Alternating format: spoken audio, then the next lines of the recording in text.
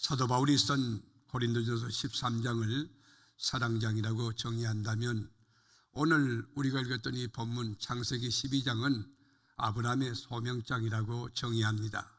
하나님이 아브라함을 부르신 그 이야기입니다.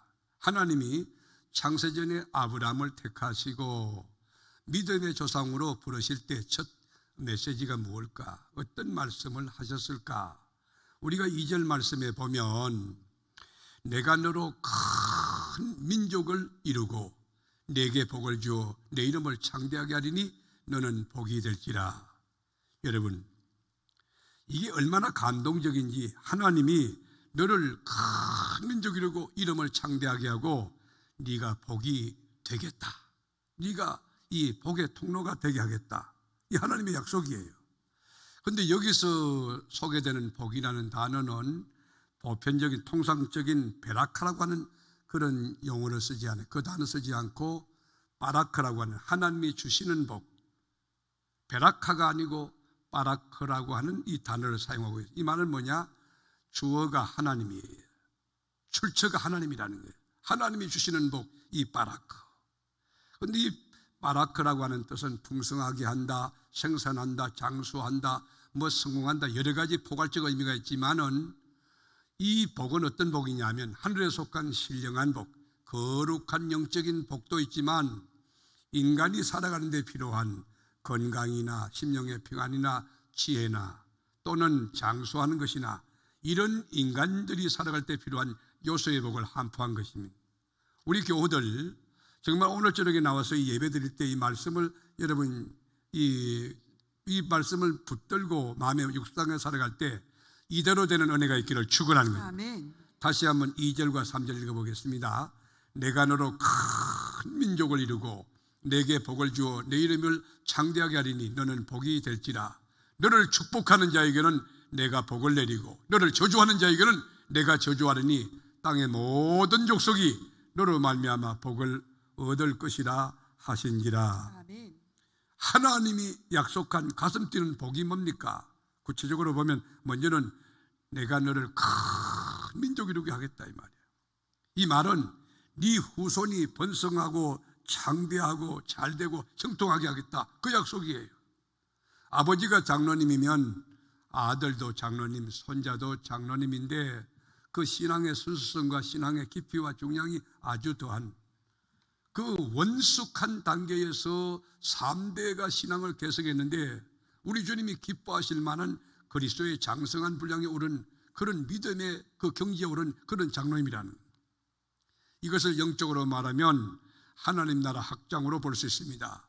예루살렘과 온 유대와 사마리아와 땅끝까지로 복음이 정인이 되는 복음화의 역사를 말하는, 가정의 복음화, 직장의 복음화, 그리고 이 대전도성의 복음화, 내 조국 대한민국의 복음화, 아시아권의 복음화, 세계의 복음화 이루는, 그러니까 큰 민족이 이루겠다는 그 약속이. 그리고 또 하나는 내 이름을 창대케 하겠다는 거예요.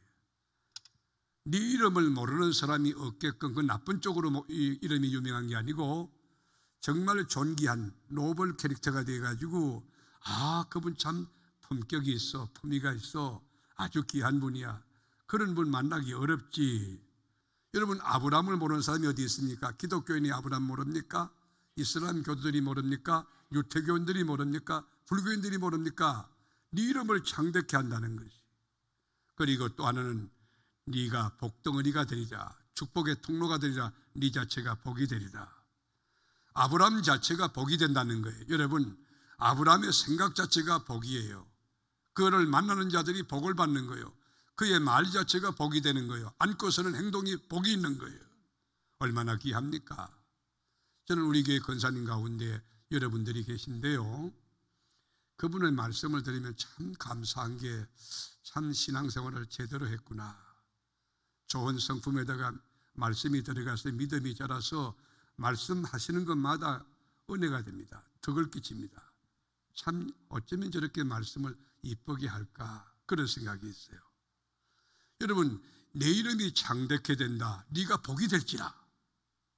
요셉이라는 인물을 보십시오. 요셉이 보디발의 집에 들어갔을 때 하나님이 함께함으로 보디발의 집이 복을 받는 거예요. 요셉이 감옥에 들어갈 때 감옥이 복을 받는 거예요. 요셉이 이집트의 국무총리로 들어갈 때 이집트가 흉년이 있지만 그 흉년을 넉넉히 극복하고 하나님의 은혜와 복이 많은 그런 역사가 일어난 거예요. 사랑하는 교우 여러분, 우리 세계롭게 교우들은 어디를 가든지 축복의 통로로서 여러분이 가면 안 될 게 되어지고 약한 게 강해지고 다친 거 일러지고 막 형통의 복이 일어나는 그 은혜가 있기를 축원합니다.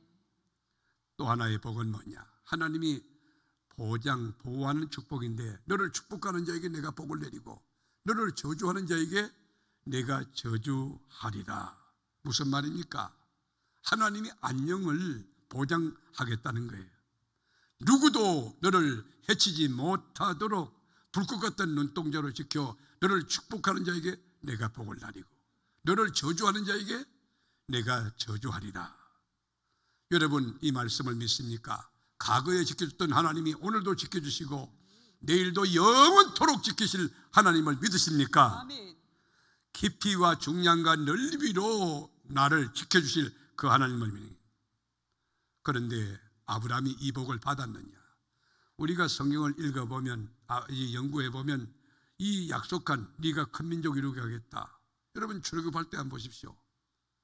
여러분 그 출애굽할 때 아브라함이 백세의 아들 이삭을 낳을 때 하늘의 별과 같이 바다의 모래같이, 이게 상상도 못하지만 출애굽할 때 200만이 넘는 민족 공동체, 여러분 큰 민족 이루죠. 아브라함의 이름을 모르는 사람 어디가 있습니까? 아브라함이 믿음의 조상으로 여러분 축복의 통로가 됐지 않습니까? 아브라함을 축복하면 그가 복을 주니 하나님이 복을 주는 거예요. 아브라함을 저주하면 그 저주가 임하는 것이에요. 어떻게 이 복을 받았을까? 검색해서 그럴까? 아브라함이 선한 일을 많이 해서 그런가? 아니면 스마트한 머리 때문일까? 화려한 커리어 때문, 아니면 이 스펙이 아주 화려해서 그럴까? 그렇지 않아요. 아브라함은 우상 지역이었던 메소포타미아 지역 우르 지역에서 우상 제조업자였던 아버지 데라의 아들로 태어나서 그 우상 여러분 문화권에서 악한 것들이 역사하는 귀신이 울거리는 그런 환경에서 자랐던 사람이에요. 전적인 타락과 부패, 하나님이 가장 싫어하는 우상 숭배하던 그 가정 사람이에요. 전적으로 부패하고 타락한 아브라함, 절대 이 복을 받을 자격이 없지만은 하나님이 이 복을 주신 것이에요.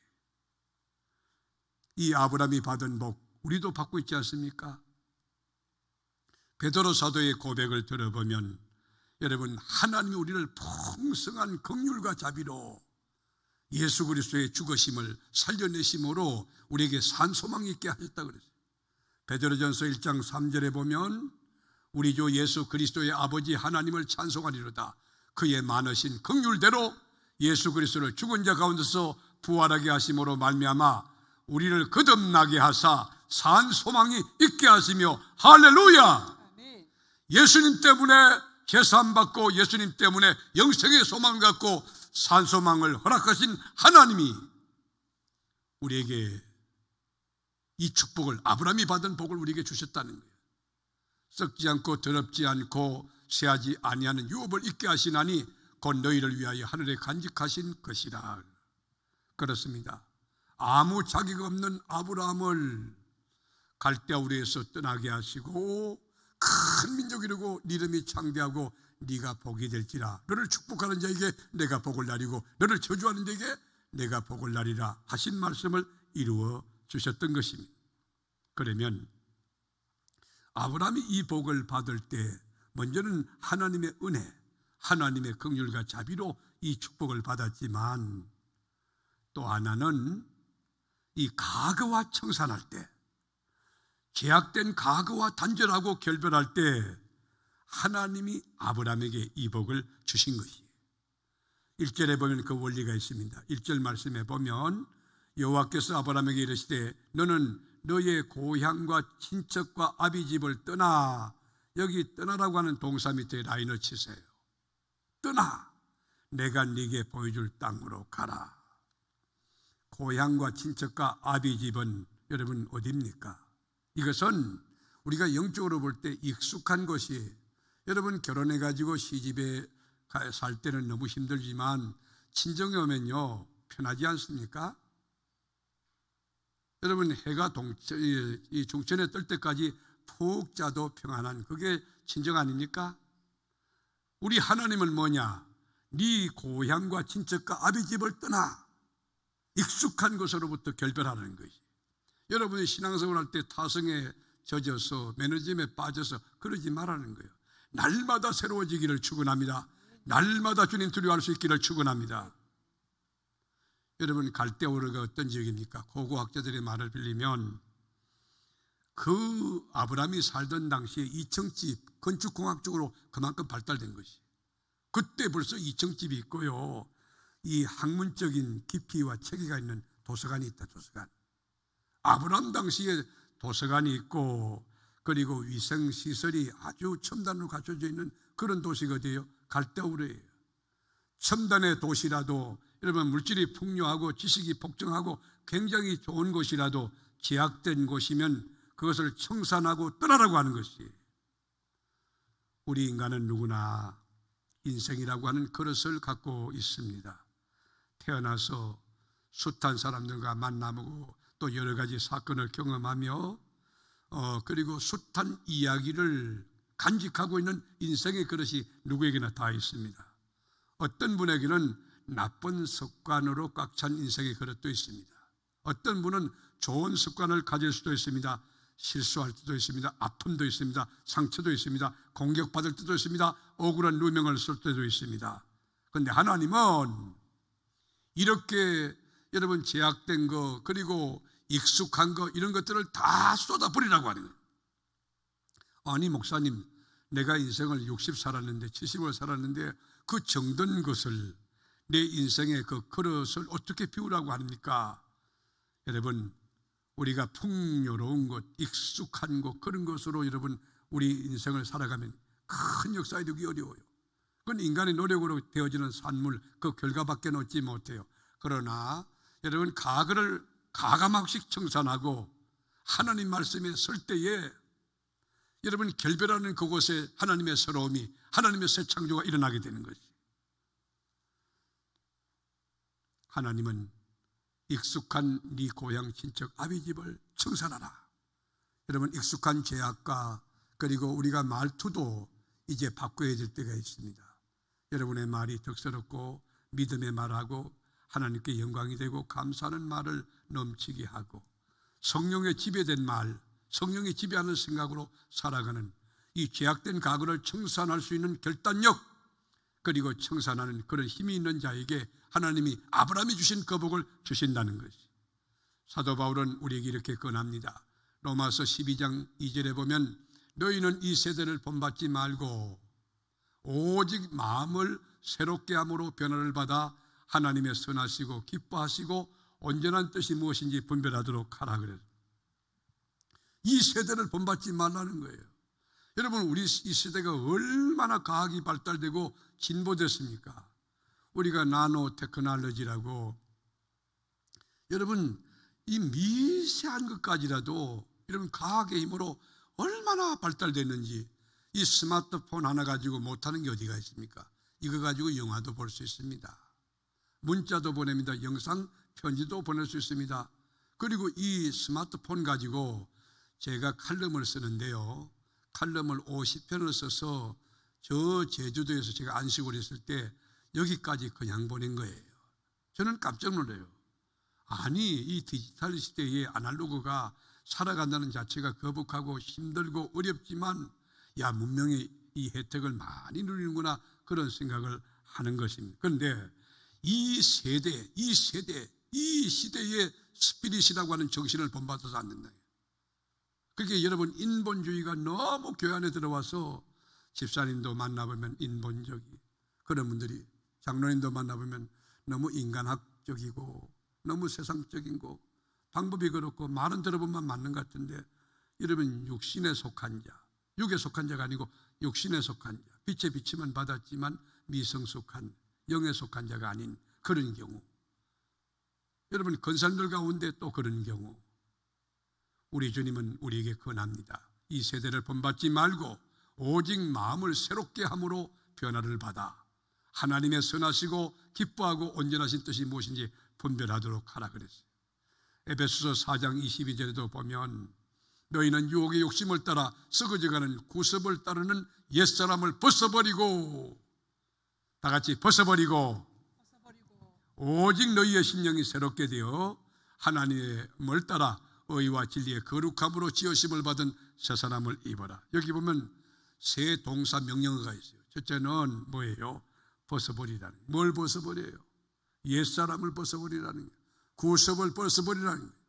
익숙한 나의 잘못된 습관을 벗어버리라는 거예요. 핑계하고 구실하는 거 이거 다 벗어버리라는 거예요. 그리고 새롭게 되라는 거예요. 뭘 새롭게 합니까? 심령이 새롭게 돼요. 영적으로 새롭게 되는 거예요. 여러분의 믿음이 새롭게 되는 이 밤이 될 수 있기를 축복합니다. 그리고 입으라는 거예요. 뭘 입어요? 새 사람을 입으라는 거예요. 하나님을 따라 의와 진리의 거룩함으로 지으심을 입은 새 사람을 입어라. 오늘 여러분 옛사람은 벗어버리고 새 사람을 입고 돌아가는 이 밤이 될 수 있기를 축복합니다. 하나님이 약속한 이 축복을 받는 비결은 과거를 청산하는 거예요. 익숙한 것, 네 아비집, 친척집, 그리고 고향 땅을 청산하는. 또 하나는 하나님의 말씀에 순종하는데요, 이 순종의 명령어가 너무 놀라워요. 뭐냐면 내가 지시할 땅으로 가라. 여러분 이 말이 뭐예요? 미래지향적인데요, 내가 계시할 땅으로, 내가 명령할 땅으로, 내가 간섭할 땅으로 가라. 이건요 쉬운 문제가 아니에요. 어디로 가야 하는지 목적지가 정해지지 않았어요. 언제 가야 되는지 시간도 정해지지 않았어요. 어떻게 해야 되는지 방법도 말씀하지 않았어요. 내가 지시할 땅으로 가라. 여러분 이것이 하나님의 말씀이에요.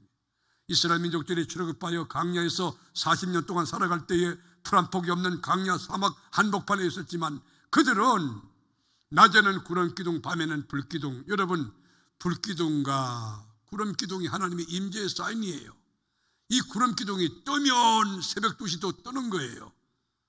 200만이 전부 일어나요. 법궤를 중심으로 여러분 12지파가 전부 장막을 치고 살다가 자 기상 나팔이 불면 전부 일어나는 거예요.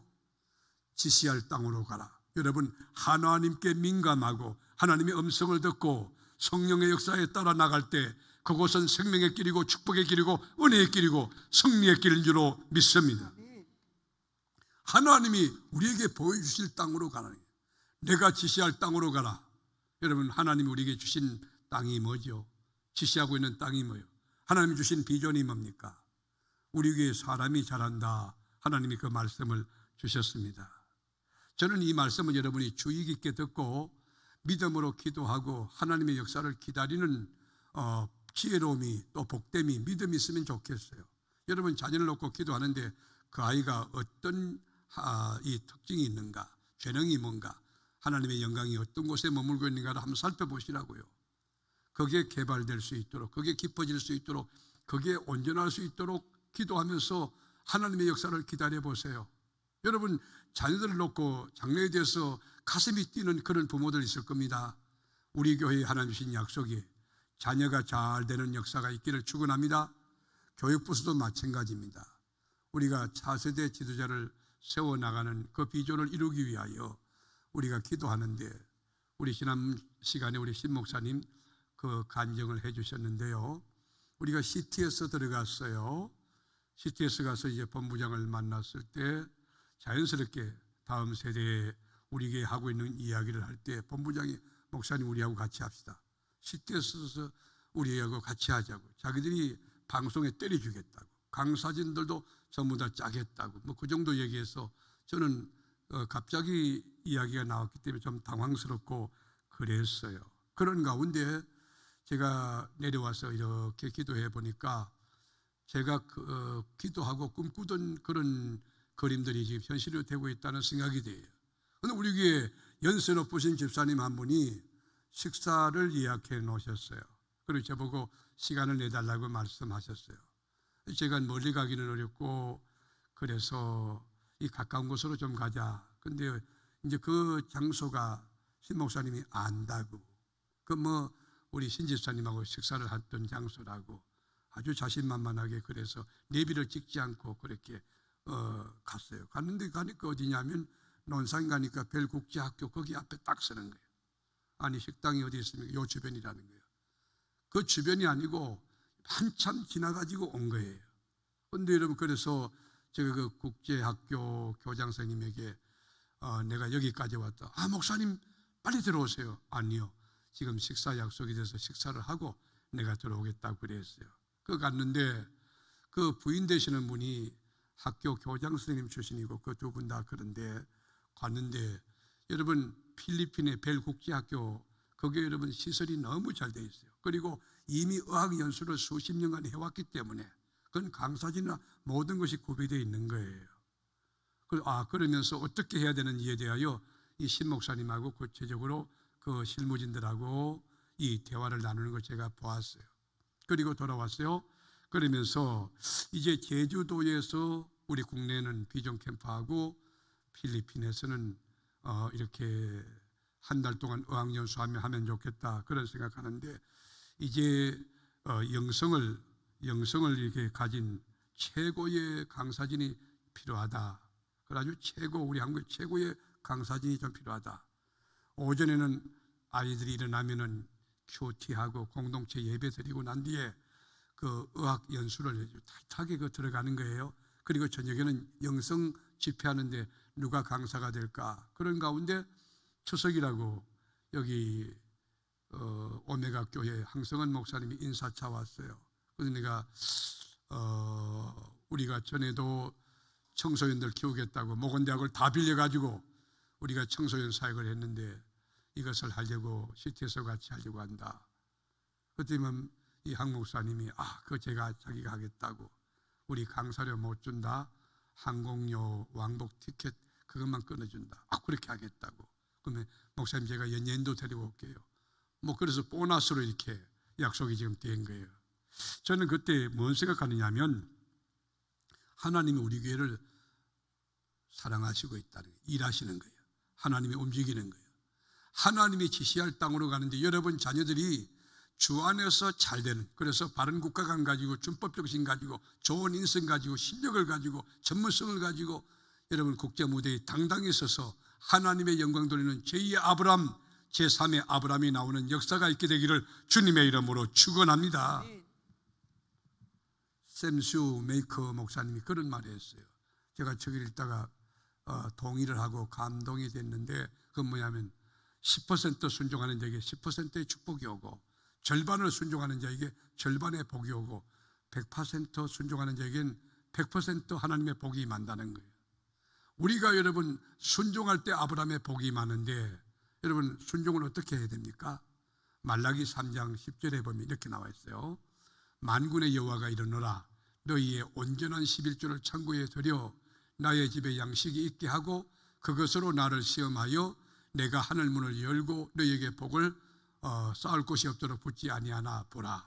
만군의 여호와가 이르노라, 내가 너희를 위하여 메뚜기를 금하여 너희 토지 소산을 먹어 없애지 못하게 하며 너희 밭에 포도나무 열매가 기한 전에 떨어지지 않게 하리니 너희 땅이 아름다워짐으로 모든 이방인들이 너희를 복되다 하리라. 만군의 여호와의 말이니라. 아멘. 여러분 하나님은 11조를 드릴 때도 어떻게 드리기를 원해요? 온전히 드려요. 온전히.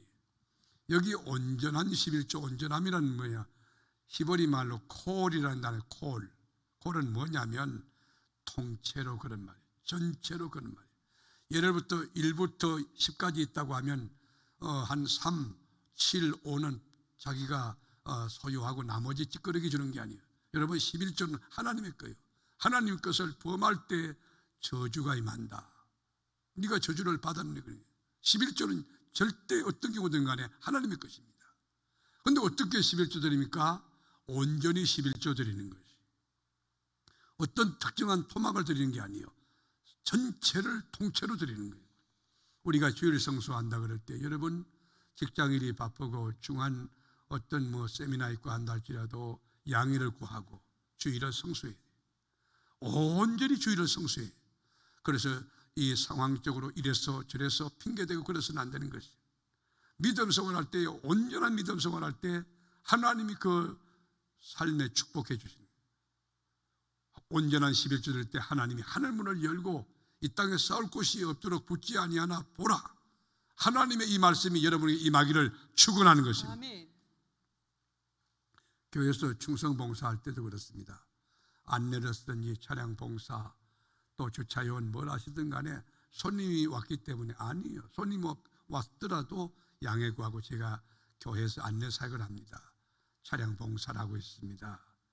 피곤할지라도 여러분 그 사역에 그 헌신하고 그 마음이 안 내켜도 그저 순종하고 온전하게 그 주일 예배나 수요 예배나 모든 면에 충성할 때 하나님의 주시는 보상이 뭡니까? 큰 민족 이루고 네 이름이 창대하고 네가 복이 될지라. 너를 축복하는 자에게 내가 복을 나리고 너를 저주하는 자에게 내가 저주하리라.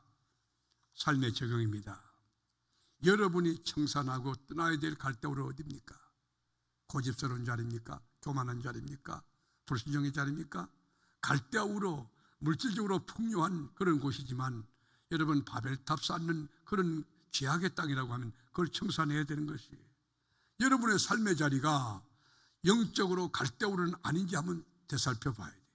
불평하고 있다면 그 불평하는 자리를 청산하지 않고서는 하나님이 지시할 땅으로 들어갈 수 있는 자격이 없는 것이에요. 여러분에게 하나님이 지시할 땅이 무엇입니까? 기도해 보세요. 기도하면 하나님이 비전을 막 부어주시거든요. 저는 새벽에 와서도 이렇게 기도하면요 하나님이 주시는 비전이 너무 커요. 그런데 그거를 다 담아내기는 어려워요. 주님이 비전을 내가 지시할 땅이 있는 거예요.